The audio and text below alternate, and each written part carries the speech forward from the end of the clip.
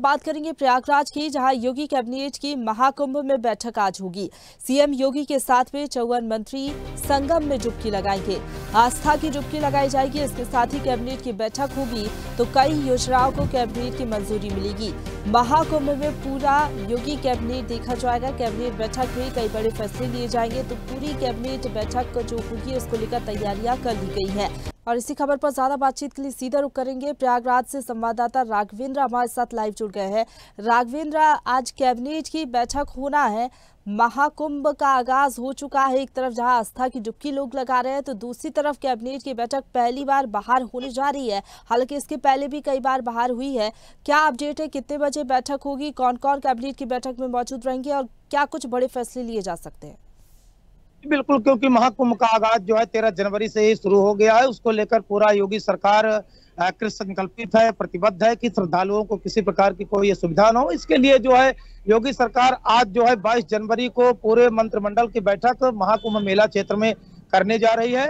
लगभग 11 साढ़े 11 बजे योगी जी प्रयागराज आएंगे। उसके पूर्व कल सारे मंत्रियों को निर्देशित कर दिया गया था कि कल ही वो संगम में पहुंच जाए, यहाँ पर प्रयागराज में पहुंच जाए। तो कल सारे जो 54 मंत्री हैं वो 54 मंत्री पूरा कल ही यहाँ पर पहुंच गए थे। और सर्वप्रथम जो है आईसीसी सभागार में इसको रखा गया था, integrated command and control centre में। किंतु जो ये श्रद्धालुओं को सीधा इसी रास्ते से मूव करती है, तो उसको भी सुविधा को देखते हुए बाद में इस स्थान को बदल दिया गया। और अरैल क्षेत्र में जो त्रिवेणी संकुल है, जो अस्थायी सर्किट हाउस बना हुआ है, उसमें आज जो है 12 बजे से बैठक प्रारंभ हो जाएगी।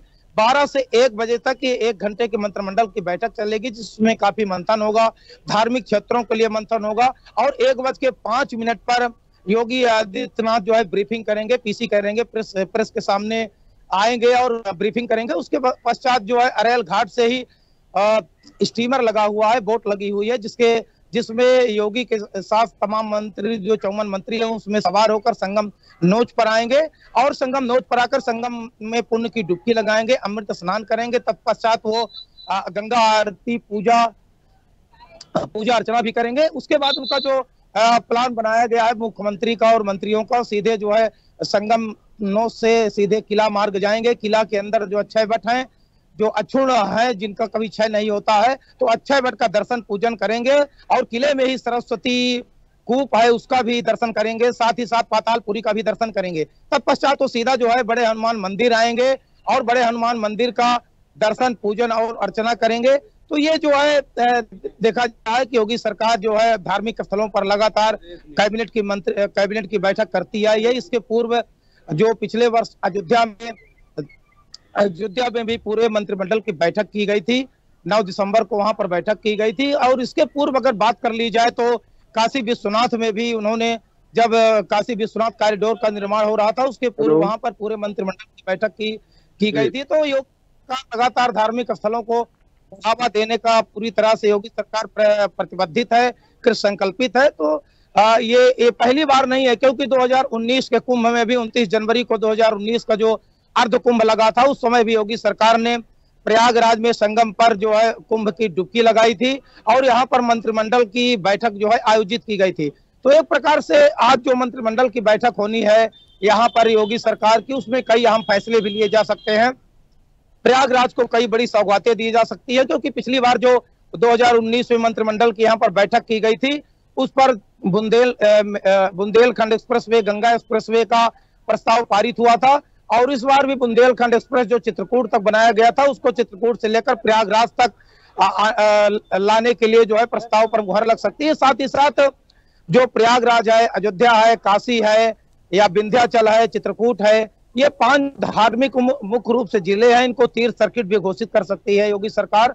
तो कई जो है फैसलों पर विचार कर सकती है, कई फैसलों पर मुहर लगा सकती है।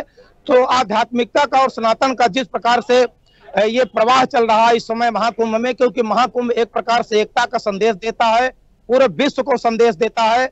वसुधैव कुटुंबकम की भावना से ये महाकुंभ पूरी तरह से ओतप्रोत है और विश्व गुरु की राह पर जो है महाकुंभ से ही मार्ग प्रशस्त होगा। इसको लेकर साधु संत से भी संवाद कर सकते हैं, साधु संत से भी वो मिलकर जो है आशीर्वाद और आगे की रणनीति के लिए भी दिशा निर्देश मांग सकते हैं, निवेदन कर सकते हैं। तो जो पूरा प्लान है आज योगी आदित्यनाथ का, वो 11:30 बजे से लेकर लगभग 3 बजे तक है, क्योंकि साधु संतों का भी आशीर्वाद लेंगे, अखाड़ों में जाएंगे। यहाँ जो शंकराचार्य देश विदेश के यहाँ पर रह रहे हैं, शिविरों में रह रहे हैं, भागवत प्रवचन कर रहे हैं, तो उनसे भी मिलकर उनका भी आशीर्वाद लेने की उनकी जो है योजना है। बिल्कुल राघवेंद्र, जिस तरीके से आपने बताया कि 2019 में जब अर्धकुंभ लगा था तब भी इसी तरीके से कैबिनेट की बैठक हुई थी और गंगा एक्सप्रेस वे का जो प्रस्ताव है उसको हरी झंडी मिली थी।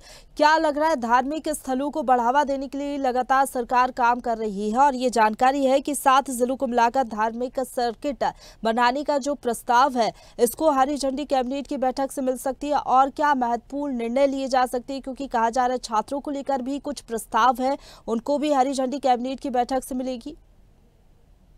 जी बिल्कुल, क्योंकि जिस प्रकार से योगी सरकार जो है पिछले 7 वर्षों में काम कर रही है, क्योंकि प्रथम बार जब वो योगी मंत्रिमंडल बनी थी, यहाँ पर यूपी में भाजपा की सरकार बनी थी और योगी को मुख्यमंत्री बनाया गया था, तो उन्होंने सीधा जो है एक बात किया जाए तो एक प्रकार से वो संत भी हैं, सनातनी भी हैं, तो उनके रोम रोम में अपना सनातन जो है समाया हुआ है। उसको लेकर जितने भी धार्मिक स्थल हैं, जितने भी पौराणिक स्थल हैं या अपनी जो है संस्कृति से जुड़े हुए स्थल हैं, उनके विकास के लिए सदा योगी सरकार जो है तत्पर रही है। तो प्रयागराज जो महाकुंभ है, यहाँ पर जो है मंत्रिमंडल की बैठक होनी है, उसमें कई अहम निर्णय लेने की बात चल रही है। सूत्रों के हवाले से भी अगर बात किया जाए तो योगी सरकार प्रयागराज सहित जो है अन्य जिलों को, जो 5 जिले जो मुख्य हैं, उसके साथ साथ 2 जिले जो जोड़े गए हैं, उनको भी 7 जिलों को जो है धार्मिक तीर्थ सर्किट बनाने का प्रस्ताव पारित करेगी।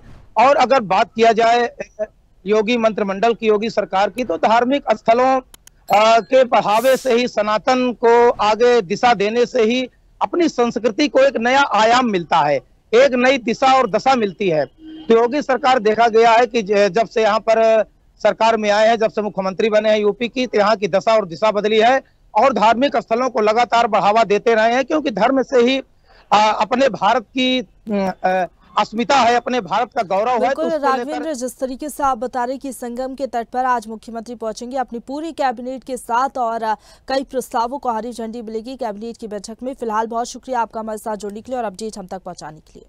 ताजा खबरों के लिए लाइक, फॉलो और YouTube पर सब्सक्राइब कर बेल आइकन दबाएं। साथ ही ताजा अपडेट्स के लिए स्वदेशलाइव.com पर विजिट करें।